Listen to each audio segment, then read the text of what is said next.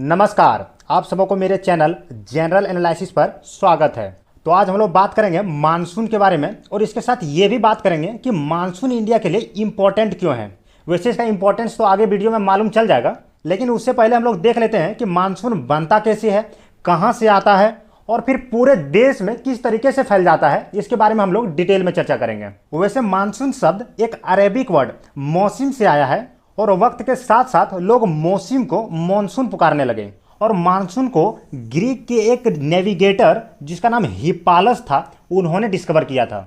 और जब वो अपनी यात्रा के दौरान हिंद महासागर आए तो उन्होंने यहाँ पे देखा कि एक तेज हवा का झोंका है जो अपने साथ बहुत सी नमी लेके जा रहा है। तो उन्होंने ही इसे सबसे पहले नोटिस किया था। और यदि हम लोग देखें कि मानसून इंडिया में इंटर कब करता है, तो मानसून इंडिया में जून के शुरुआती महीने में इंटर करता है और वो सबसे पहले केरला से इंटर करता है और 15 जुलाई के आसपास तक वो पूरे देश में फैल जाता है। और जुलाई से लेकर सितंबर तक 3 महीने पूरे देश में अच्छे से बारिश करवाता है। उसके बाद मानसून लौटना शुरू कर देता है और नवंबर दिसंबर के आसपास तमिलनाडु में वर्षा करवाकर वो वापस हिंद महासागर में इक्वेटोरियल लाइन के आसपास चला जाता है। अब हम लोग मानसून के फॉर्मेशन के बारे में चर्चा कर लेते हैं। तो हम लोग जानते हैं कि कर्क रेखा इंडिया से होकर गुजरता है और उसमें यदि सूर्य की स्थिति को देखें तो उसमें सूर्य की किरणें कर्क रेखा पर सीधी पड़ रही होती है। तो ऑब्वियस सी बात है कि हमारे यहाँ गर्मी ज्यादा पड़ रहा होगा और फिर यहाँ की हवाएं गर्म होकर ऊपर उठना शुरू कर देगी और जिस वजह से यहाँ पे लो प्रेशर एरिया का निर्माण हो जाएगा। तो अब इस खाली जगह को भरने के लिए आसपास से हवाएं आएंगी और ये हवाएं आती है भारत के दक्षिण में स्थित हिंद महासागर से। और अब यहाँ की स्थिति को देखें तो यहाँ पे लो प्रेशर एरिया है और यहाँ पे हाई प्रेशर एरिया है। और हम लोग जानते हैं कि हवाएं हाई प्रेशर एरिया से लो प्रेशर एरिया ट्रेवल करती है। और यदि हम लोग फेरल के नियम को देखें तो उत्तरी गोलार्ध में हवाएं दाएं तरफ मुड़ती है, वहीं दक्षिणी गोलार्ध में हवाएं बाएं तरफ मुड़ती है। तो फेरल के नियम के हिसाब से इन हवाओं का डायरेक्शन इंडियन कॉन्टिनेंट की तरफ हो जाता है। अब हम लोग थोड़ा देख लेते हैं कि बादल कैसे बनता है। तो जब सूर्य की किरणें लैंड पे पड़ रहा होता है तो यहाँ पे जो उपस्थित हवाएं होती है वो गर्म होकर ऊपर उठना शुरू कर देती है। इसी तरीके से जब सूर्य की किरणें वाटर बॉडीज पे पड़ रहा होता है तो जल वाष्प बनकर ऊपर उठना शुरू कर देता है।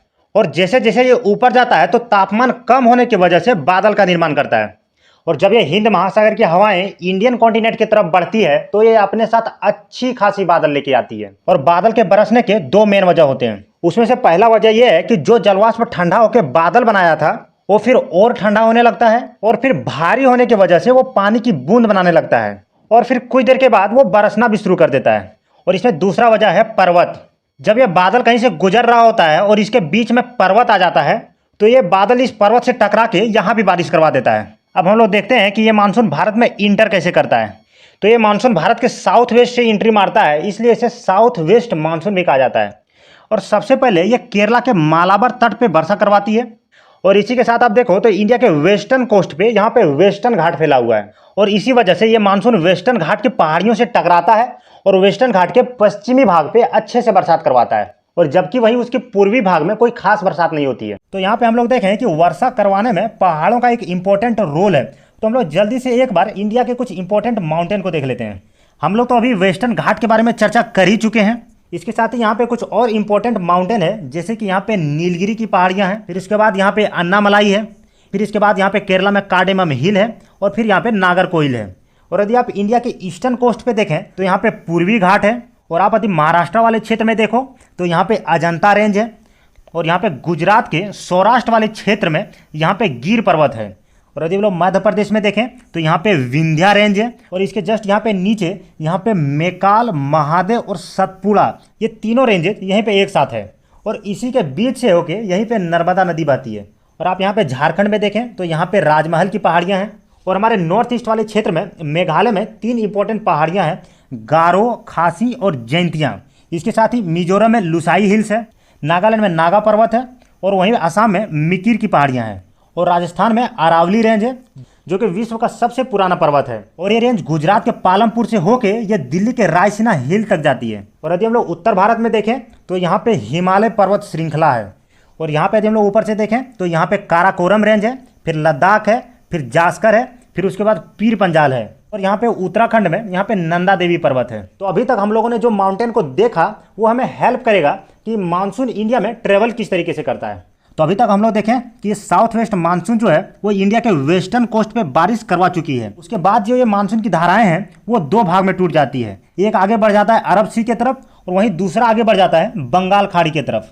तो सबसे पहले हम लोग अरब सागर वाली मानसून को देख लेते हैं। ये धाराएं आगे बढ़ते बढ़ते ये पहुंचती है गुजरात के गल्फ ऑफ खंभात के पास, क्योंकि आप देखो तो वेस्टर्न घाट यहाँ तक फैला हुआ है और इन जगहों से मानसून को भारत में इंटर करना मुश्किल था। और यहाँ से मानसून फिर 3 हिस्सों में बढ़ जाता है, एक चल जाता है गुजरात के सौराष्ट्र वाले क्षेत्र में, एक चल जाता है मध्य प्रदेश वाले क्षेत्र में और एक इधर अरावली रेंज की तरफ आगे बढ़ जाता है।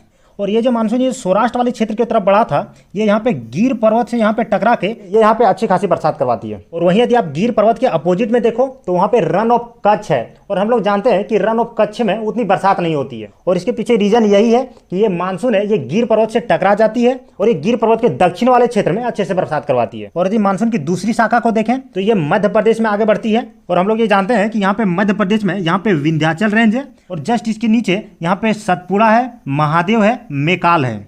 और ये जो मानसून यहाँ पे आ रहा था ये इन दो पहाड़ों के बीच से होकर गुजरता है और यहाँ पे देखो तो यहाँ पे दोनों तरफ से मानसून को बाहर निकलने का जगह नहीं है, तो ये मानसून यहीं पे आपस में टकरा कर यहाँ पे अच्छा खासा बरसात करवाती है। और इसी के बीच में यहाँ पे नर्मदा नदी है और नर्मदा नदी में अच्छा खासा पानी आ जाता है। और यदि हम लोग मानसून की तीसरी शाखा को देखें तो इसके रास्ते में यहाँ पे अरावली पर्वत श्रृंखला आता है, लेकिन आप यहाँ पे देखो तो ये अरावली पर्वत मानसून का रास्ता रोक नहीं पाता है, इसी वजह से यहाँ पे उतना बरसात नहीं हो पाता है। और जब ये मानसून धीरे धीरे आगे बढ़ता है तो ये उत्तराखंड में पहुंचता है और हम लोग जानते हैं कि उत्तराखंड में बड़े बड़े पहाड़ हैं और ये मानसून उत्तराखंड के नंदा देवी जैसे पहाड़ों से टकराती है और कभी कभी तो ये मानसून इतनी संख्या में पहुंच जाता है कि वहां पे बादल फटने जैसे घटनाओं को भी देखा जाता है। आप इस इमेज में बादल फटने की घटना को देख सकते हो। इस इमेज को देख के लगता है कि कोई बड़ी मात्रा में पानी को एक ही जगह पे उड़ेल दिया हो। अब आगे हम लोग बंगाल की खाड़ी की तरफ से बढ़ रहे मानसून को देख लेते हैं। तो ये मानसून जाके टकराता है हमारे नॉर्थ ईस्ट में स्थित पहाड़ों से। यहाँ पे हम लोग जानते हैं कि मेघालय में यहाँ पे गारो खासी जैंतिया पहाड़ियाँ हैं, तो ये मानसून इन पहाड़ियों से जाके टकराता है और यहाँ पे खूब बरसात करवाता है। और हम लोग जानते हैं कि पूरे विश्व में सबसे अधिक वर्षा हमारे मेघालय राज्य के मासिनराम में होता है। और ये मानसून आसाम के मिकिर पहाड़ियों से भी टकराता है और यहाँ भी बरसात करवाती है और भी इन पहाड़ियों से टकरा कर ये यहाँ पे बरसात करवाती है। और फिर इसके बाद ये मानसून मुड़ जाता है इधर पश्चिम बंगाल बिहार वाले क्षेत्र में और फिर ये बिहार यूपी होके ये दिल्ली के पास पहुंच जाता है।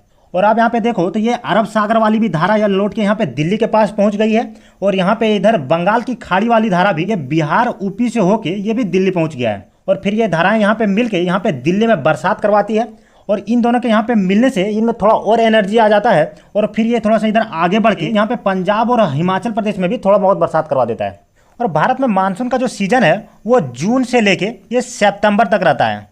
उसके बाद फिर मानसून भारत से लौटना शुरू कर देता है और इसके पीछे की वजह को हम लोग यदि देखें तो जून वाले टाइम पे सूर्य ट्रॉपिक ऑफ कैंसर के पास था, वहीं पे सितंबर में यदि देखें तो सूर्य इक्वेटर के पास आ चुका है। तो अब इक्वेटर वाले क्षेत्र में ज़्यादा गर्मी होगा और यहाँ पे अब लो प्रेशर एरिया बन रहा है, तो इस एरिया को भरने के लिए आसपास की हवाएं आएंगी और इसी क्रम में मानसून की हवाएं भी वापस आना शुरू कर देती है। अब हम लोग थोड़ा मानसून के लौटने का प्रोसेस देख लेते हैं। तो जो हवाएं अभी दिल्ली के आसपास वाले क्षेत्र में थी या फिर यूपी बिहार से होते हुए झारखंड के राजमहल की पहाड़ियों से टकराता है और फिर उसके बाद ये उड़ीसा होते हुए आगे बढ़ता है। लेकिन आप यहाँ पे देखो तो ये लौटता हुआ मानसून इन क्षेत्रों में कुछ खास बरसात नहीं करवाता है, क्योंकि अभी तक ये मानसून इतना बरस चुका होता है कि अब इसमें पानी की मात्रा बहुत कम ही होता है। फिर ये मानसून उड़ीसा से होते हुए आंध्र प्रदेश पहुंचता है और फिर आप यहाँ पे देखो तो यहाँ पे इस वाले क्षेत्र में मानसून को फिर से पानी मिल जाता है और फिर ये लौटता मानसून नवंबर दिसंबर वाले टाइम में तमिलनाडु में अच्छे से बरसात करवाता है। तो अभी तक हम लोगों ने जो चर्चा किया उसमें साउथ वेस्ट मानसून से 80% बरसात, वहीं लौटती मानसून से 17% बरसात और जो 3% बाकी रह गया है वो पश्चिमी विक्षोभ से होता है। तो अब हम लोग देख लेते हैं कि ये पश्चिमी विक्षोभ क्या है। यदि आप वर्ल्ड मैप देखो तो यूरोप के साउथ में और अफ्रीका के नॉर्थ में यहाँ पे मेडिटेरियन सी है और जब इसके बाईं तरफ से इधर से जेट स्ट्रीम पास हो रहा होता है तो ये अपने साथ में मेडिटेरियन सी, ब्लैक सी, कैस्पियन सी, इन सब के जलवाष्प से जो बादल बना है उसे लेके ये जेट स्ट्रीम आगे बढ़ता है और फिर ये ईरान वाले क्षेत्र से होते हुए ये अफगानिस्तान पहुंचता है और यहाँ पे पाकिस्तान अफगानिस्तान वाले बॉर्डर पे यहाँ पे हिंदू कुश पहाड़ियाँ हैं और इस पहाड़ी से टकरा कर ये जेट स्ट्रीम यहाँ पे बरसात करवाता है और फिर उसके बाद पाकिस्तान से होते हुए ये इंडिया में पहुँचता है। और हम लोग देख रखे हैं कि यहाँ पे राजस्थान में यहाँ पे अरावली पर्वत है, ये पश्चिमी विक्षोभ अरावली पर्वत से टकराता है और ये राजस्थान वाले इस क्षेत्र में थोड़ा बहुत बरसात करवाता है और इसके साथ ही ये पंजाब वाले क्षेत्र में भी थोड़ा बहुत बरसात करवाता है। और यदि आप इस टाइम को देखो तो ये ठंड वाला टाइम होता है और इसमें पंजाब हरियाणा वाले क्षेत्र में गेहूं को बोया गया होता है। और इस समय यह पानी काफ़ी फायदेमंद साबित होता है। और यदि हम लोग बात करें कि मानसून हमारे लिए इतना जरूरी क्यों है, तो हम लोग जानते हैं कि हमारा देश एक कृषि प्रधान देश है और यहाँ के ज़्यादातर किसान अपने फसलों को उगाने के लिए बारिश पर निर्भर करते हैं। और भारत का लगभग 60% कृषि योग्य भूमि में सिंचाई की कमी है और मानसून भारत की वार्षिक वर्षा का लगभग 70% देता है। तो इसी बात से साफ हो जाता है कि मानसून हम लोगों के लिए कितना जरूरी है।